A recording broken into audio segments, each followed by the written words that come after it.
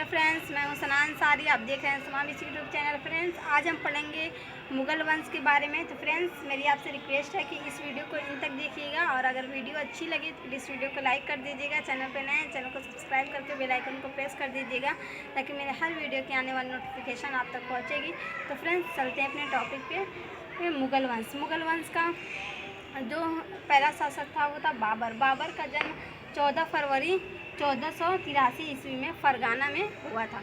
बाबर के माता का नाम कुतुबुल निगार खान था, और बाबर के पिता का नाम उमर शेख मिर्ज़ा था, और बाबर के दादी का नाम एहसान दौलत बेग था। ठीक है। बाबर को प्रारंभिक उपाधि मिर्ज़ा की मिली थी। फिर उसके बाद 1494 ईस्वी में उमर शेख मिर्ज़ा यानी कि बाबर के पिता की मृत्यु हो जाती है, और महज 11 साल की उम्र में बाबर राजा बनता है। जो बाबर था वो बचपन से ही मतलब कि वो शौकीन था बड़े साम्राज्य का। वो अपने साम्राज्य को बड़ा करना चाहता था। फिर उसके बाद जो बाबर था उसने फरगाना से निकला, और उसने सोचा कि अलग अलग जगह पे कब्ज़ा किया जाए। तो उसने फरगाना से निकल के पहला उसने आक्रमण किया समरकंद पे आक्रमण करने के बाद समरकंद को उसने जीत लिया। फिर उसके बाद उसने दूसरा आक्रमण किया काबुल पे। जैसे ही इसने काबुल पे आक्रमण किया, काबुल को जीत ही रहा था कि फरगाना में विद्रोह हो गया, और वो काबुल छोड़ के फरगाना गया।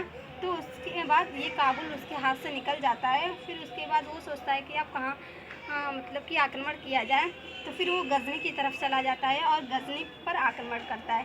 गजनी को अभी जीतने ही वाला रहता है कि फिर फरगाना में विद्रोह हो जाता है, और फिर वो गजनी छोड़ के फिर उसके फरगाना की तरफ चला जाता है, जिससे उसका ये समरकंद, काबुल और गजनी तीनों हाथ से निकल जाते हैं।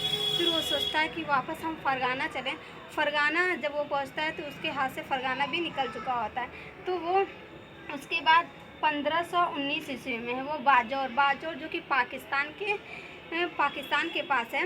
जो भारत का पंजाब है उससे थोड़ा सा दूर है बाजौर। वहाँ पर इसने आक्रमण किया और बाजौर को जीत लिया। फिर उस बाजौर के पास एक जगह है हेरा, वहाँ पे एक बहुत ही बड़ा किला है। वहाँ पर उसने आक्रमण किया और उस किले को जीत लिया। तो इस किले के जीतने के बाद वो एक के बाद एक आक्रमण करता गया। फिर उसके बाद अभी उस टाइम दौलत खान लोधी, आलम खान लोधी और आलम खान लोधी, ये दोनों लोधी वंश के जो इब्राहिम लोधी थे उसके ख़ानदान के लोग थे। उसके चाचा थे दौलत खान लोधी और आलम खान लोधी। इन दोनों ने बाबर को आमंत्रण भेजा कि आप आइए और इब्राहिम लोधी को मारिए और सत्ता हमें दे दीजिए। फिर उसके बाद उसी बीच राजस्थान के शासक राणा सागा ये भी बाबर को आमंत्रण भेजते हैं कि आप आइए और इब्राहिम लोधी को, दौलत खान लोधी को, आलम खान लोधी को, इन तीनों को मारिए, और उसके बाद जो सत्ता है वो हमें दे दीजिए। बाबर कहता है कि ठीक है, हमें मतलब कि हमें आइडिया नहीं है लोधी वंश की सेना की, क्योंकि हम पहाड़ी इलाके से रहने वाले हैं। तो उसने कहा कि ठीक है। उसने बताया लोधी वंश के जो सेना थी उसकी कमज़ोरी बताई कि जो उनके घोड़े हैं वो तोप की आवाज़ से चिल्लाने लगते हैं। तो इसने 1526 ईस्वी में हरियाणा में एक जगह है पानीपत में 1526 ईस्वी में पानीपत का युद्ध इब्राहिम लोधी और बाबर के बीच होता है। उसमें इब्राहिम लोधी जो था वो उसके पास बारूद थे, तो वो तोप का इस्तेमाल करता है, और तुगलमा नीति के तहत वो इब्राहिम लोधी को घेर लेता है, और इब्राहिम लोधी पानीपत के युद्ध में हार नहीं जाता बल्कि मारा जाता है। दिल्ली सल्तनत का कोई ऐसा शासक नहीं था जो कि युद्ध में मारा गया हो, लेकिन इब्राहिम लोधी एक ऐसा शासक था जो कि युद्ध में मारा गया था। ठीक है।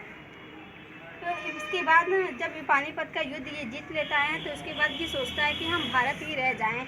तो फिर उसके बाद जो बाबर था वो अपने माता की वजह से चंगेज़ खान के रिश्तेदार में आता था, और अपने पिता की वजह से तैमूर के रिश्तेदार में आता था।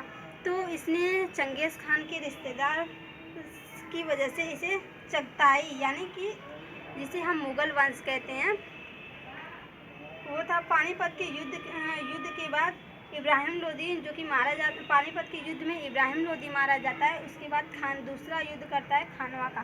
खानवा के युद्ध में राणा सागा को वो हरा देता है। फिर उसके बाद वो घाघरा का युद्ध करता है, चंदेरी का युद्ध करता है। फिर उसके बाद इन सभी युद्ध करने के बाद वो भारत पे अपना कब्जा कर लेता है। फिर उसके बाद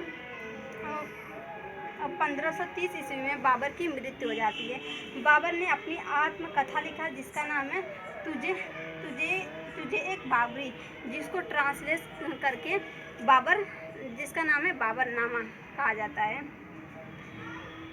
बाबर जो था उसने अपनी आत्मकथा में लिखा है कि जब मैं भारत आया था तो वहाँ तब उस टाइम 5 मुस्लिम राज्य थे और 2 हिंदू राज्य थे। दिल्ली, मालवा, गुजरात, महाराष्ट्र, बंगाल और वो बहमनी, ये पांचों जो राज्य ये मुस्लिम राज्य थे। और मेवाड़, विजयनगर, ये दोनों हिंदू राज्य थे। विजयनगर जो कि सबसे शक्तिशाली था, और विजयनगर के शासक कृष्णदेव राय थे। तो फ्रेंड्स ये थी बाबर के बारे में। अगर आप, उम्मीद करती हूँ कि आपको समझ में आ गया होगा। अगर वीडियो अच्छी लगी तो प्लीज़ वीडियो को लाइक कर दीजिएगा। चैनल पे नए, चैनल को सब्सक्राइब कर दीजिएगा ताकि मेरे हर वीडियो की आने वाली नोटिफिकेशन आप तक पहुँचेगी।